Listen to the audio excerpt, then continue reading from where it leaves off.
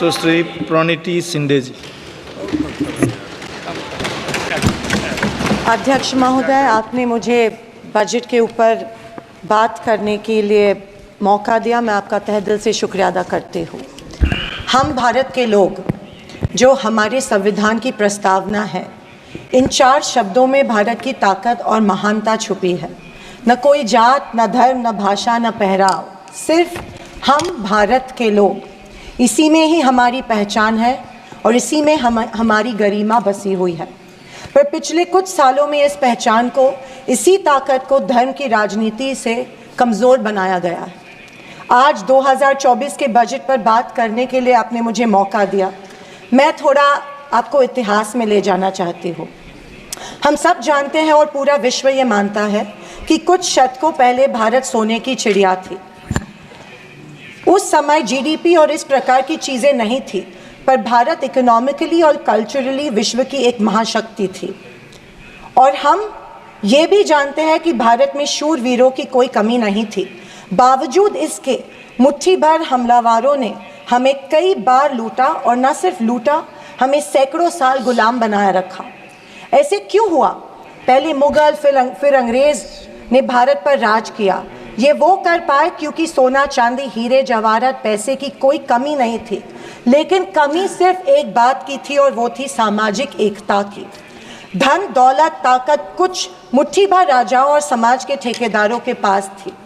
90% समाज प्रताड़ित था, और मैं ये कहूँगी कि जानबूझकर इन्हीं समाज के ठेकेदारों के द्वारा देश गरीब रखा गया था।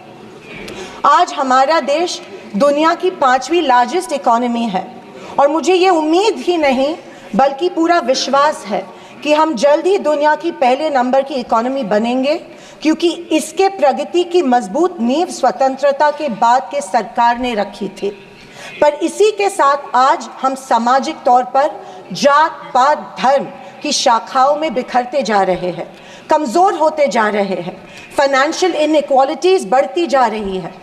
पैसा और सत्ता कुछ चंद ठेकेदारों के पास संचित हो रहा है, या मैं ये कहूँगी कि सत्ता की लालसा में ऐसा करवाया जानबूझ के जा रहा है। मेरी ये सब बातें कहने का तात्पर्य यही है कि समाज की प्रगति सिर्फ मजबूत इकोनॉमी से ही नहीं, समाज की एकता में है, और हमें इतिहास में हुई गलतियों को दोहराने से बचना चाहिए। बीजेपी पिछले 1 दशक से सत्ता में है, पर इनके मुताबिक आज भी हिंदू खतरे में है। क्या ये हकीकत है, या फिर बीजेपी हिंदुओं को इस डर में रखकर अपनी राजनीति चमका रही है?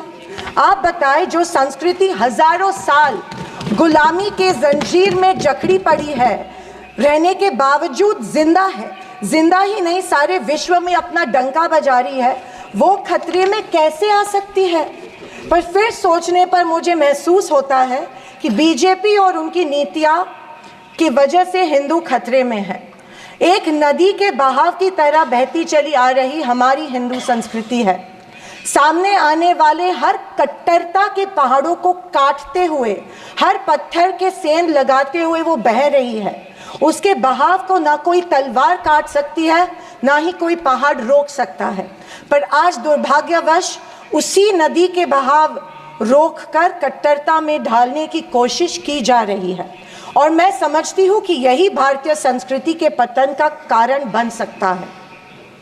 अध्यक्ष महोदय, डॉक्टर बाबा साहेब अम्बेडकर ने बनाए गए संविधान के बदौलत पिछड़े और दलित वर्ग को आरक्षण के जरिए समाज में स्थान और सम्मान मिला, पर आज वह आरक्षण भी इनके नज़रों में खटक रहा है। इसीलिए सभी सरकारी और निम्न सरकारी कंपनीज का प्राइवेटाइजेशन करके इनडायरेक्टली आरक्षण खत्म करने का षड्यंत्र बीजेपी कर रही है। स्पीकर सर, इनके मुताबिक गए 2014 के पहले कोई भी अच्छा काम देश में नहीं हुआ, और कुछ महानुभावों के मुताबिक देश आज़ाद ही 2014 में हुआ। खैर, आप कितनी भी कोशिश कीजिए, लेकिन इस सच्चाई को नहीं झटला सकते कि आज जो भारत चांद पर पहुंचा, उसकी नींव इसरो के रूप में पंडित नेहरू जी ने रखी थी। 2014 से बीजेपी अपने झूठे प्रोपेगेंडा से कांग्रेस की लेगेसी को मिटाने की पुरजोर कोशिश कर रही है, पर इनकी लाखों नॉन बायोलॉजिकल कोशिश के बावजूद दुनिया इस देश को नेहरू गांधी का देश ही मानेगी। ये दुनिया की किसी भी कोने में जब जाते हैं तो इनको गांधी जी के प्रतिमा के सामने ही नतमस्तक होना पड़ता है। ऐसी सरकार और ऐसे वित्त मंत्री से हम क्या उम्मीद करें जो प्याज के बढ़ते दाम के सवाल पर कहती है कि दाम बढ़ते हो तो बढ़ने दो, मैं प्याज नहीं खाती। स्कूल कॉलेज के फीस बढ़ते तो बढ़ने दो, हम शिक्षा नहीं भक्त बढ़ाते हैं। पर फिर भी जनता की प्रतिनिधि होने के नाते मेरा दायित्व है कि मैं लोगों के प्रश्न इस सदन में समक्ष पेश करूं। अध्यक्ष महोदय, पंतप्रधान किसान सम्मान योजना के बारे में मैं बोलना चाहती हूं। पंतप्रधान किसान योजना के माध्यम से किसानों को सालाना 6,000 रुपये दिए जाते हैं। 2,000 रुपये 3 इंस्टॉलमेंट्स में दिए जाते हैं। 2,000 रुपये दिए जाते हैं, लेकिन 18% फर्टिलाइजर्स के साथ पे उनको जीएसटी के माध्यम से देना पड़ता है। एक किसान एक साल में कम से कम 1 लाख के फर्टिलाइजर खरीदता है, तो आप 6,000 रुपये देते हो लेकिन 18,000 उनसे लेते हो। ये किस तरह की नाइंसाफ़ी हुई उस किसान पे?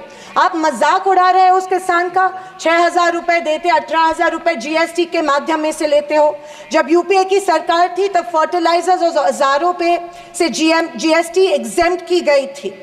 मेरी मांग है कि 2,000 रुपये का जो अमाउंट है, जो 6,000 सालाना मिलते हैं, वो बढ़ा के 12,000 किए जाने चाहिए। अध्यक्ष महोदय, किसान सम्मान योजना, मेरे कॉन्स्टिट्यूएंसी में करीबन 50,000 लोग इस योजना से वंचित है क्योंकि इसको अप्रूवल्स नहीं मिल रहे हैं। जब वो मंत्रालय में जाते हैं और पूछते हैं हमारी योजना को अप्रूवल को क्या हुआ, वो कहते हैं कि दिल्ली जाके पूछो, हमें नहीं पता है। तो किसान योजना, किसान सम्मान योजना का इंटेंशन क्या है? या तो किसानों को फंसाया जा रहा है किसान योजना के माध्यम में से। अध्यक्ष महोदय, फसल बीमा योजना, महाराष्ट्र में, पश्चिम महाराष्ट्र में शोलापुर, सांगली, सातारा, कोल्हापुर में उड़द दाल और अरहर की दाल यहाँ पे उगाई जाती है, लेकिन फसल बीमा योजना मिलती है सिर्फ बाजरा, मक्का और सोयाबीन के लिए।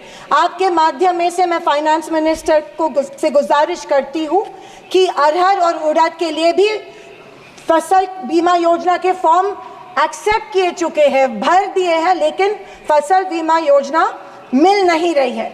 अध्यक्ष महोदय, पंतप्रधान आवास योजना, आदरणीय फाइनेंस मिनिस्टर जी ने कहा कि एडिशनल 3 करोड़ हाउसेज घर यहाँ पे इंक्रीज करके इस बजट में दे रहे हैं, लेकिन पंतप्रधान आवास योजना का टारगेट अभी तक महाराष्ट्र को नहीं मिला है क्योंकि ये योजना जो है गाँवठान जमीन पे घर बांधे जाते हैं, लेकिन असलियत ये है कि गांव में गाँवठान जमीन है ही नहीं। जब कलेक्टर के पास जाते हैं तो कहा जाता है कि गाँवठान जमीन नहीं है, गायरान जमीन ढूंढ के लाओ, हम आपको पीएम आवास योजना देंगे। अभी गाँवठान जमीन लाएंगे कहाँ से?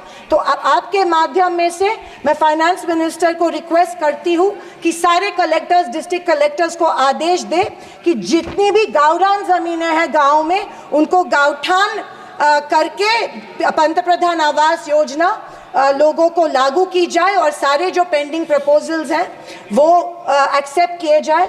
और मेरी आपसे ये गुजारिश है कि 1,40,000 रुपये इस योजना के लिए मिलते हैं, ये बहुत टुटपुंजी है, इसके लिए 2,50,000 दिए जाए पंतप्रधान आवास योजना के लिए।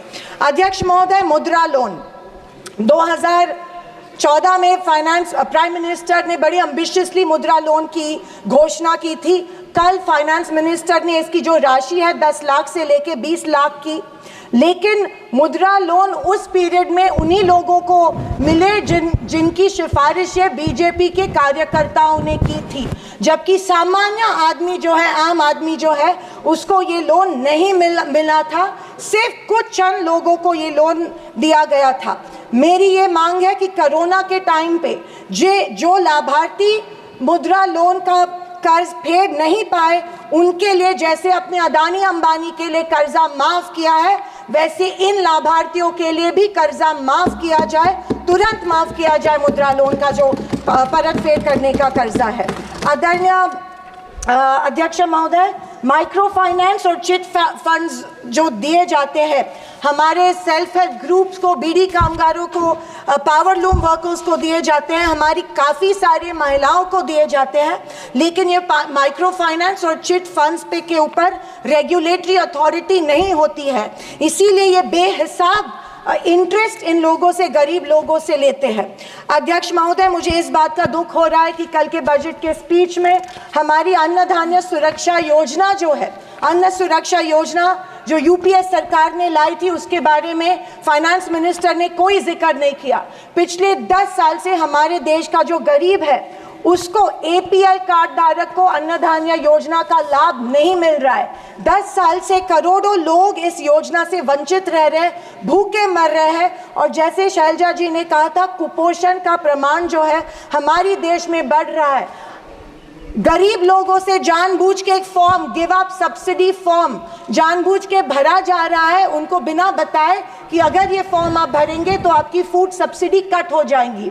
ये ज़बरदस्ती उनसे ये फॉर्म भरवा रहे हैं ताकि उनको इस योजना, जो कि कांग्रेस की योजना थी, उसका लाभ न मिले, और इसके वजह से ढेर सारे लोग भूखे हमारे देश में मर रहे हैं। मैं फाइनेंस मिनिस्टर से ये गुजारिश करती हूँ कि एपीएल कार्ड धारक को तुरंत इस योजना का लाभ मिला जाए और सारे के सारे जितने भी लोग हैं उनको धान मिला जाए। अध्यक्ष महोदय, कल के स्पीच में आंध्र प्रदेश और बिहार के ऊपर बहुत प्यार जताया गया। मुझे उस बात से कोई कंप्लेंट नहीं है, पर महाराष्ट्र से इतनी नफरत क्यों नहीं महाराष्ट्र की तरफ उतना ही प्यार जताया गया जो बिहार और आंध्र प्रदेश के जताया गया? क्योंकि उनको पिछले लोकसभा में कम सीटें मिली, या शायद उनको अंदाज़ा आया कि आने वाले इलेक्शन में उनको वो चुनाव हारने वाले हैं। मैं वित्त मंत्री को बताना चाहती हूँ कि महाराष्ट्र में हिंदवी स्वराज की नींव महाराष्ट्र में रखी गई थी। कणखर देशा, राकट देशा, दगडाचा देशा, महाराष्ट्र देशा, ये हमारे प्यारे महाराष्ट्र के बारे में कहा जाता है, लेकिन अफसोस है कि महाराष्ट्र की तरफ कोई ध्यान नहीं दिया जा रहा है, सिर्फ महाराष्ट्र का इस्तेमाल किया जाता है। अध्यक्ष महोदय, रेलवेज के बारे में बोलूँ तो रेलवेज में स्लीपर कोच की संख्या जो है वो कम कर रहे हैं और फर्स्ट क्लास और सेकंड क्लास की संख्या बढ़ा रहे हैं। देश का जो आम गरीब आदमी है वो स्लीपर कोच से ट्रैवल करता है, वो फर्स्ट क्लास और सेकंड क्लास से नहीं किया जाता है।